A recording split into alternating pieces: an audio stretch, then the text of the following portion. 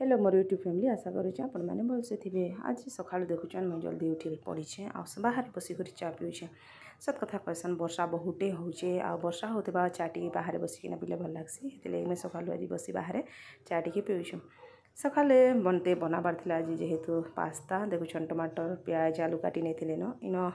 उबल देछे पास्ता आ हजबैंड कहते कि आज पास्ता बनबे कहीकि बहुत दिन पर बनईचे पास्ता आउ देखुन ये लाइट पलैचे बोले मुझे टर्च ऑन करना ये बनाऊे पास्ता आ बाबू ये शोई पड़े।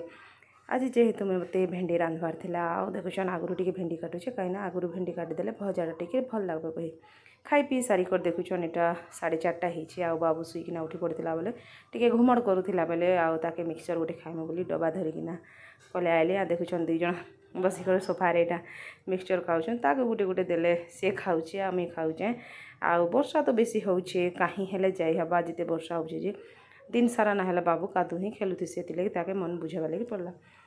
आउ होचे 5टा आ मत रिल्स बनावा लगी इच्छा लगला आ मुझे बनाऊे रिल्स आ देखी पारे कहीं गीत यहाँ बनाऊे बेसी वायरल चली एवं ट्रेंडिंग सॉन्ग अच्छे